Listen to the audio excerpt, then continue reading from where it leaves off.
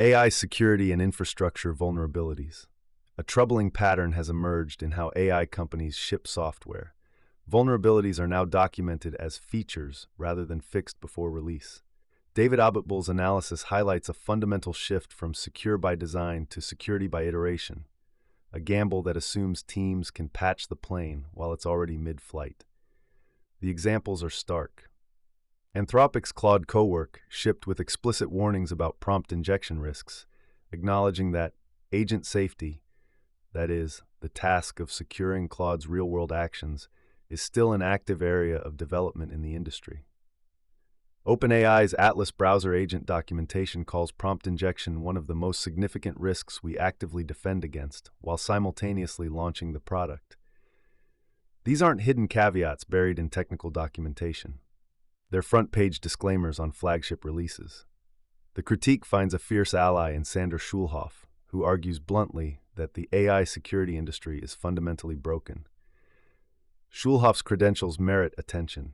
He ran Hackaprompt, the first global study of prompt injection that produced over 600,000 adversarial prompts, and his work has been cited by every major AI lab. His core thesis: prompt injection is not a bug you patch. It's a property of how language models work. Treating it like SQL injection represents a categorical error. The automated red teaming tools and guardrails that security vendors sell create a comforting illusion without much substance behind it. A thoughtful rebuttal from hackthemodel.com argues the problem isn't that AI security is fake, but that the industry anchored at the wrong abstraction layer. The real risk surface lives downstream. What data can the model read? What actions can it take? What privileges does it inherit?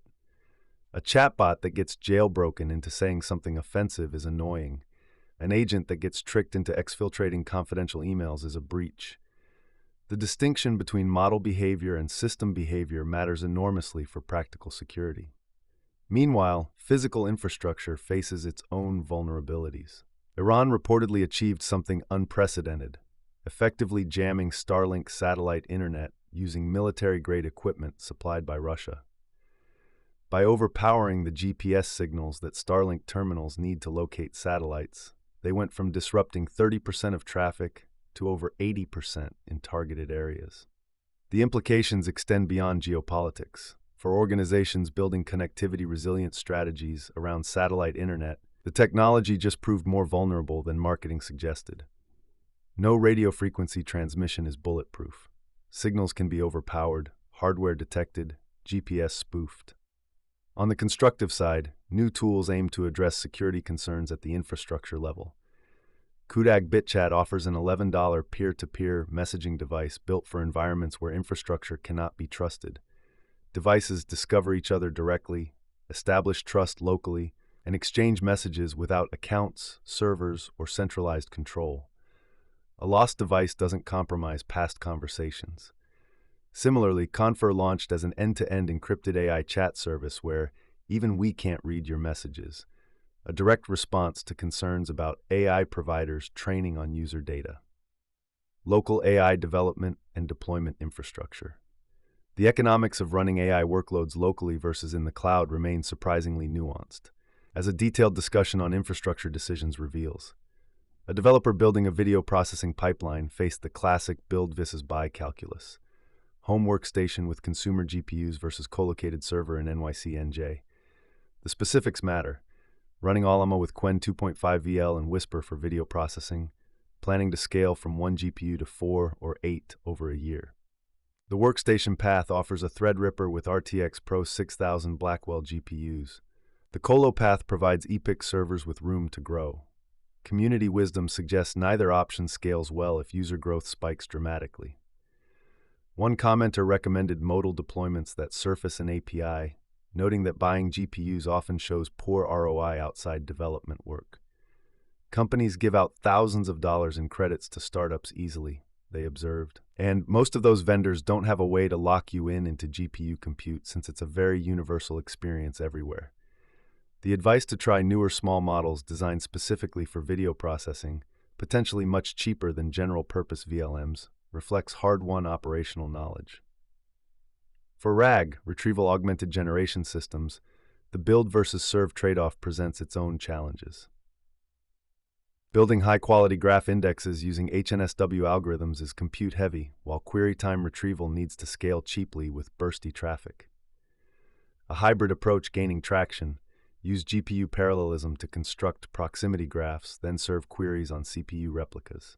GPU build, CPU search spends expensive compute where it helps most while keeping serving costs manageable. Adding a lightweight CPU re-ranker on top often helps precision without requiring GPU serving infrastructure. Mobile local AI has also advanced meaningfully. A developer rewrote their Android app after frustration with existing options being slow and losing chat history, achieving 7-second response times on 8BQ6 models compared to 30 seconds previously. The key improvements: better memory management, context caching, and encrypted storage with write-ahead logging to prevent crash corruption. The app supports GGOF models plus Stable Diffusion 1.5, entirely offline. No cloud, no tracking, no accounts. The tooling ecosystem continues to mature.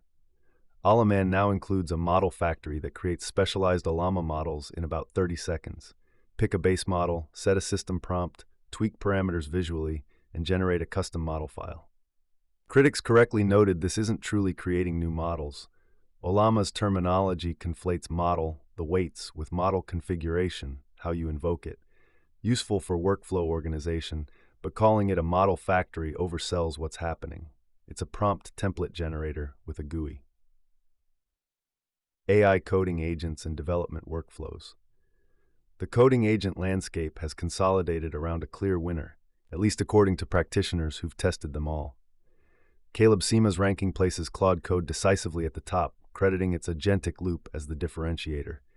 It reads, plans, executes, hits a wall, replans, and keeps going without me babysitting. The others require constant course correction. His stack reveals what serious practitioners actually use: Claude superpowers for brainstorming and debugging, episodic memory for automatic cross-session context, and Context 7 MCP for pulling current library documentation to avoid hallucinated APIs from 2022.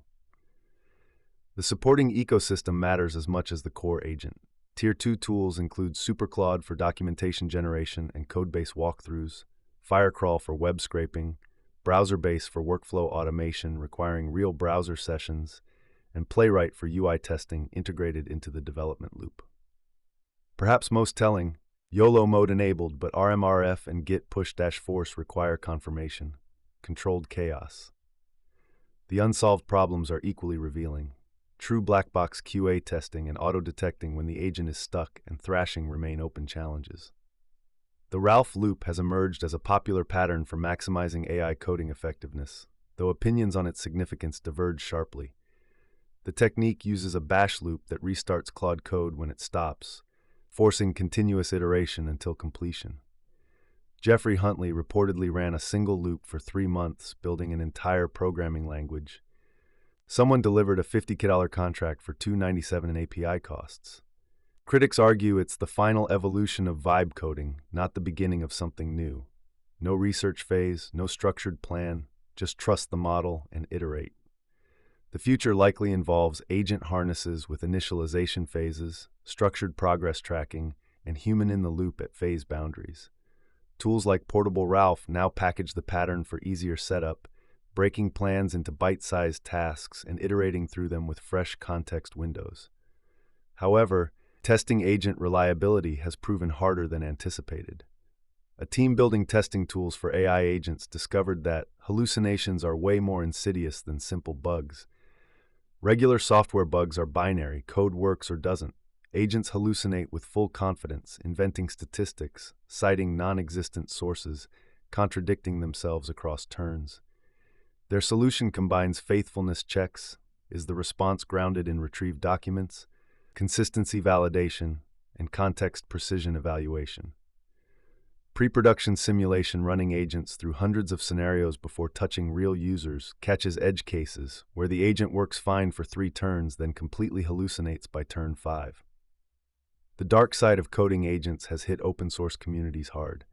Craig McLuckie reports that good first issue, Labels now attract absolutely inundated with low-quality vibe-coded slop that takes time away from doing real work within 24 hours of posting. The pattern of turning slop into quality code through review hurts productivity and morale. Similar dynamics plague internal teams. Engineers do the fun work with AI, then push responsibilities onto colleagues to transform generated code into production quality through structured review. The proposed solution: invest in coding agents like team members, developing tools and contexts that allow assistants to contribute consistently with existing code bases. New AI model and tool releases. Microsoft quietly released Frog Mini 14B, a debugging-focused model built on Qwen 314B that achieves state-of-the-art performance on StuI Bench, verified with a pass-at-1 score of 45.0%. The methodology is notable. Supervised fine-tuning on successful debugging trajectories generated by a strong teacher model, Claude, using a mix of real-world and synthetic bug datasets. This teacher-student approach, using frontier models to train specialized smaller models, has become a proven pattern for creating capable, deployable tools. The 45% StuI Bench score is very impressive for a 14B parameter model, representing meaningful progress in AI-assisted software engineering. Tencent released HY-Motion 1.0, a text-to-3D human motion generation model series based on diffusion transformer and flow matching. The technical achievement lies in scaling the T-based models to the billion-parameter level for motion generation, a first for the field. Training uses a comprehensive three-stage process: pre-training on over 3,000 hours of diverse motion data, fine-tuning on 400 hours of curated high-quality 3D motion data, and reinforcement learning from human feedback. The practical application: generating skeleton-based 3D character animations from simple text prompts that integrate directly into animation pipelines. For reduced VRAM requirements, the team recommends limiting prompts to 30 words and motion length to 5 seconds. OpenBMB launched Agent CPM, described as the first open-source agent model with 4B parameters to appear on 8 widely used long-horizon agent benchmarks, including Gaia and Xbench. The project, jointly developed by Tsinghua University, ModelBest, and Jipu AI, provides an end-to-end infrastructure for training and evaluating LLM agents. The architecture includes Agent Sandbox for unified tool management, Agent RLHF for asynchronous reinforcement learning training, and Agent Bench for one-click evaluation. Performance claims are strong. Matches or surpasses 8B models, rivals some 30B+, and closed-source LLMs, with capabilities for 100+ turns of continuous interaction. Open-source AI agent platforms. OpenWork launched as an open-source MIT-licensed computer use agent, positioning itself against Claude's browser automation tools with 3 key differentiators: bring your own model support, approximately 4x faster performance than Claude for Chrome/Cowork, and improved security architecture. The security claim deserves attention. Unlike Claude's approach, OpenWork doesn't leverage the main browser instance where users are logged into all services. Users authenticate only to needed services in isolated sessions, significantly reducing data loss risk from prompt injections to which computer use agents are highly exposed. The demonstration showcases practical multi-step automation, instructing the agent to navigate to a Salesforce environment, use Property Explorer to scrape data for Boston listings, then pivot to Gmail to draft a client update. The agent parses the natural language prompt, plans navigation, logs into Salesforce, extracts structured data, and composes an email with the scraped information, all in under 2 minutes with zero manual effort.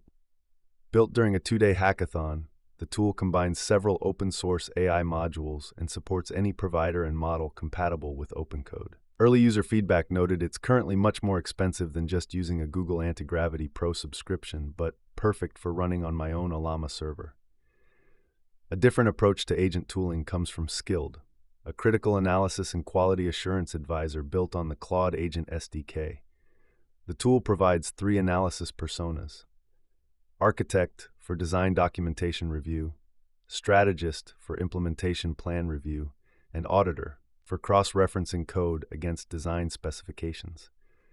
Distributed as standalone executables requiring no bun runtime, it represents the emerging pattern of packaging AI capabilities into traditional software deployment models.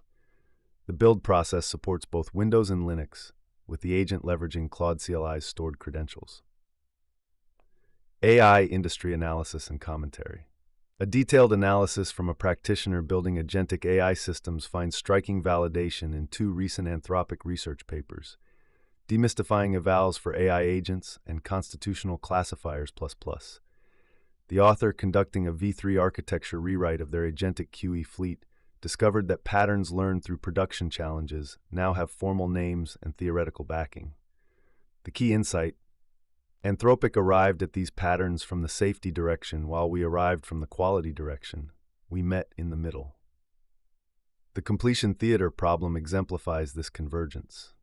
Anthropic distinguishes between transcript, what the agent said and did, and outcome, final state in the environment, noting that a flight booking agent might say, "Your flight has been booked," but the outcome is whether a reservation exists in the database. The author documented this same phenomenon as agents claiming completion across 8 releases while actually playing off-score. The practical implications shaped their V3 architecture, a hierarchical queen coordinator managing 59 specialized agents across 12 bounded contexts, replacing flat peer-to-peer coordination. The architecture includes sophisticated learning infrastructure. A reasoning bank captures and indexes reasoning patterns across agents using vector similarity, achieving 65.4% semantic similarity for related patterns with millisecond scale lookups, logarithmic time instead of linear. Current development focuses on coherence-gated quality gates, self-awareness monitoring, and neural coordination patterns. The broader lesson: production experience, building agents surfaces the same fundamental challenges that safety researchers identify through theoretical analysis.